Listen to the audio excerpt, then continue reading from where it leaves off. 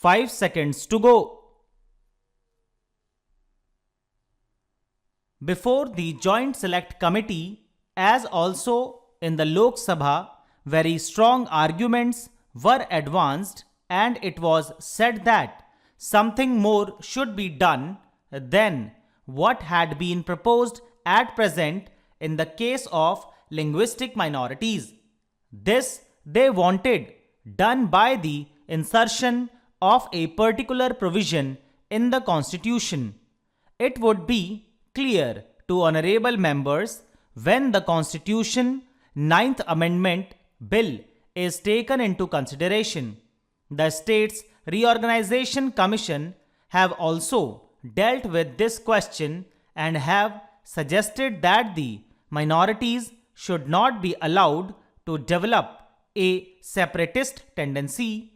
They should not ask for a state within a state or something else incompatible with their citizenship of that particular state. Still, it is essential, especially where there are linguistic minorities, that some proper safeguards should be evolved. For that purpose, certain provisions have to be included in the Constitution.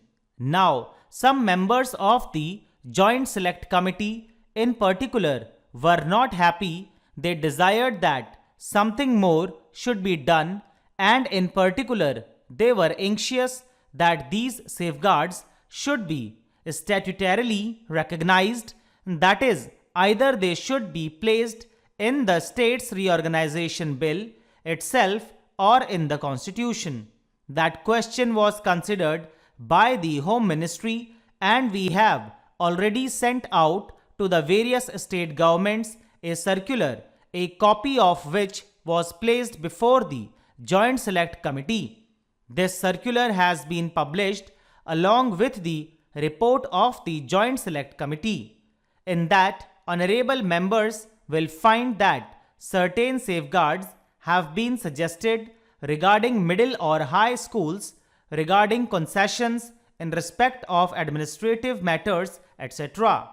It was suggested that the governor ought to have some powers of making inquiries into these matters. The governor also will be making inquiries in the light of the amendment that has been proposed in the Constitution 9th Amendment Bill. It was further contended that it would not be sufficient unless we have got statutory safeguards. So far as these statutory safeguards are concerned, it was considered that it would not be advisable in the interests of the linguistic minorities themselves to have these safeguards. What is most important is that though certain rights have to be safeguarded to the minorities, they have to develop a sense of oneness and harmony with the rest of the population, and the rest of the population also should not believe that these people have got separatist tendencies. If certain statutory safeguards were introduced, it was felt that they would lead rather to the worsening of the good relations between the linguistic minorities and others than to any improvement. Therefore, all that could be done was to send out a circular to the state governments pointing out broadly the main features of such safeguards, with the desire that they should protect or safeguard the interests of the minorities to the extent possible, subject to the reservations that I have already pointed out.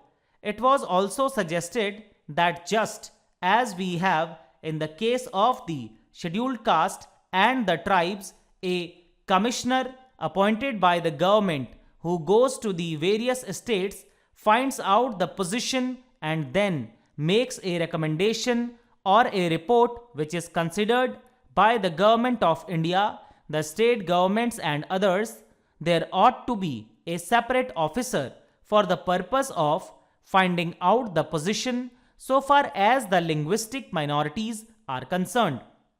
On behalf of government, an assurance was given that this question would be duly considered by the government of India and if they find that the appointment of such an officer would be useful to the interests of the linguistic minorities, then such an officer would be appointed.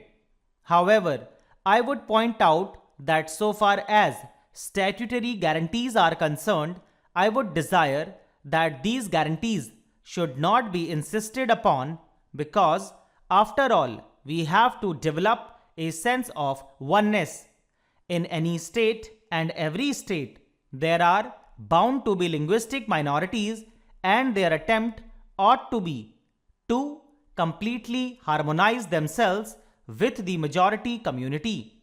The majority community has also to be generous so far as the legitimate rights of these people are concerned.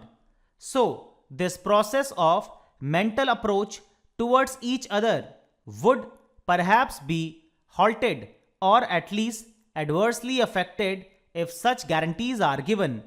We would then think more and more of the guarantees and of the enforcement of these guarantees through the courts of law or otherwise. This will result in the relations getting embittered and will be harmful to the ultimate interests of the nation.